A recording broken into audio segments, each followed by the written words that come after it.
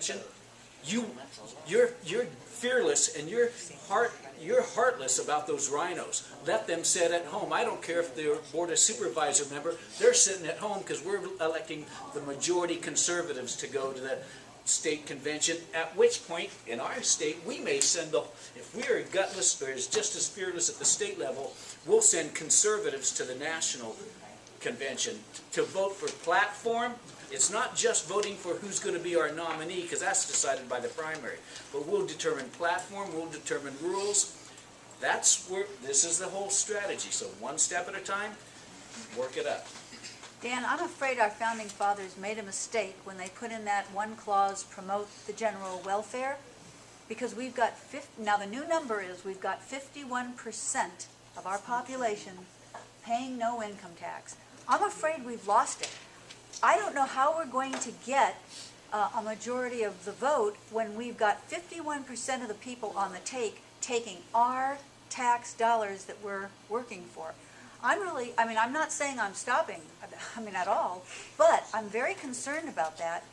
And we're at a crossroads, there's no question about it. And I'm wondering if you have any ideas of how we could combat that to those people who actually are in that 51%. I mean, they want to vote for the progressives because they don't seem to mind being leechers. You forget that. You have to recruit more of us to get involved politically. Well, and the other We're thing still, is, think of it.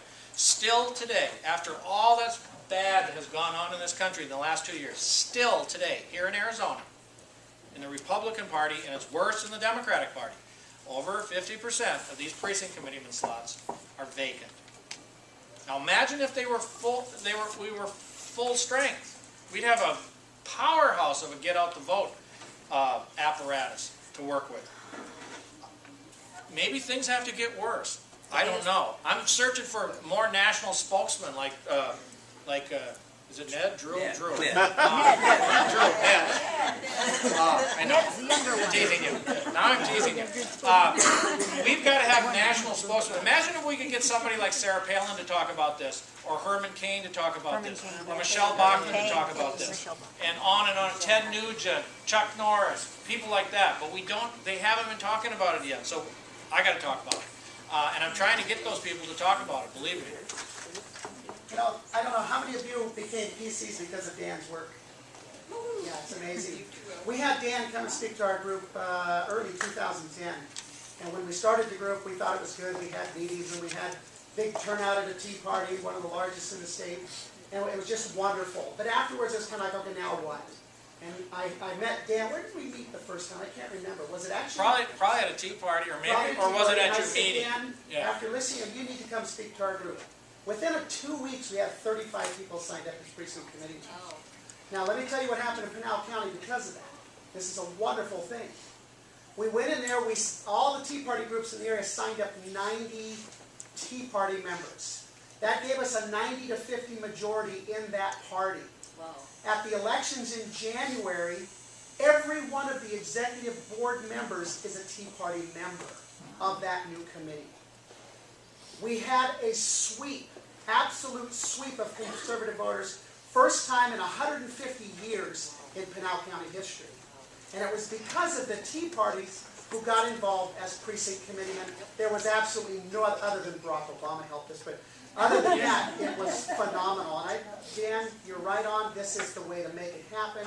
Believe me, you have great power, incredible power in this PC organization. Folks, put your trust into it as a Tea Party. Thank you, Dan. Any other questions? My name is Jim Wise. It's not a question so much as what I haven't heard here. First, I'm a precinct committeeman, I'm a state guy, and all that stuff. And a year ago, I was none of that. Super.